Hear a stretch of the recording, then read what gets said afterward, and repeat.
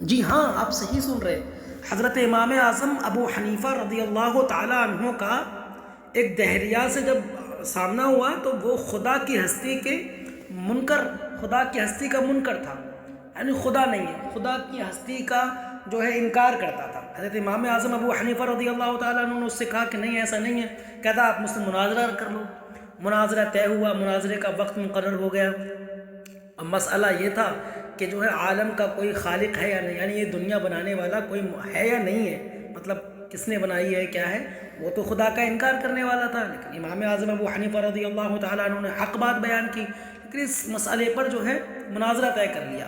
اور پھر اتنے بڑے امام سے، امام اعظم سے مناظرہ، اور جانتا یہ بھی تھا ان کی طاقت اور ان کی پہنچ اور ان کے علم کو، لیکن یہ جو ہے غرور میں، نشے میں آ کے اس نے مناظرہ طے کر لیا۔ چنانچہ میدان مناظرہ میں دوست دشمن سبھی جمع ہو گئے، مگر حضرت امام اعظم رضی اللہ تعالیٰ عنہ وقت مقررہ سے بہت دیر کے بعد مجلس میں تشریف لائے۔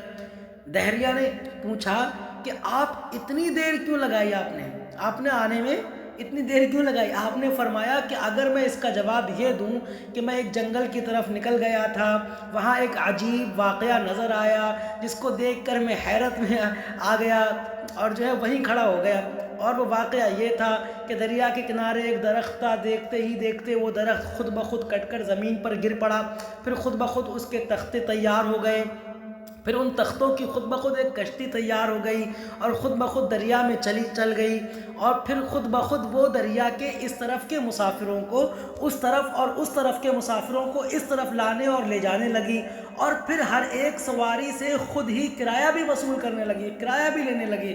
تو بتاؤ تم میری اس بات پر یقین کر لو گے؟ دہریہ نے یہ سن کر ایک قہقہا لگایا اور کہا، آپ جیسا بزرگ اور امام ایسا جھوٹ بولے تو تعجب ہے، بھلا یہ کام کہیں خود بخود ہو سکتے ہیں؟ جب تک کوئی کرنے والا نہ ہو کسی طرح نہیں ہو سکتے۔ خود بخود جواب دے رہا ہے کہ کسی طرح ایسا نہیں ہو سکتا۔ تو حضرت امام اعظم نے فرمایا کہ یہ تو کچھ بھی نہیں ہے، یہ کام تو کچھ بھی نہیں، تمہارے نزدیک تو اس سے بھی بڑے، اس سے بھی زیادہ بڑے بڑے کام عالی شان جو ہے خود بخود بغیر کسی کرنے والے کے تیار ہو جاتے ہیں۔ یہ زمین، یہ آسمان، یہ چاند، یہ سورج، یہ ستارے، یہ باغات، یہ صدہا قسم کے رنگین پھول اور شیریں پھل، یہ پہاڑ، یہ چوپائے، یہ انسان، یہ ساری خدائی بغیر بنانے والے کے تیار ہو گئی۔ اور اگر ایک کشتی کا بغیر کسی بنانے والے کے خود بخود بن جانا جھوٹ ہے، تو سارے جہان کا بغیر بنانے والے کے بن جانا اس سے بھی بڑا جھوٹ ہے بھائی۔ دہریہ آپ کی تقریر سن کر دم بخود حیرت میں آ گیا، دم بخود رہ گیا، حیرت میں پڑ گیا، افسوس کرنے لگا، اور فوراً اپنے عقیدے سے تائب ہو کر مسلمان ہوا، اپنے عقیدے کو چھوڑا اور امام اعظم ابو حنیفہ رضی اللہ تعالیٰ عنہ کے ہاتھ پر بیعت کی اور جو ہے ایمان لے کر کے آیا۔ اس سے ہمیں سبق یہ ملتا ہے، اس سے ہمیں نچوڑ جو ہے اس واقعے کا وہ یہ کہ اس کائنات کا یقیناً ایک خالق ہے جس کا نام اللہ ہے، اور وجود باری کا انکار عقل کے بھی خلاف ہے۔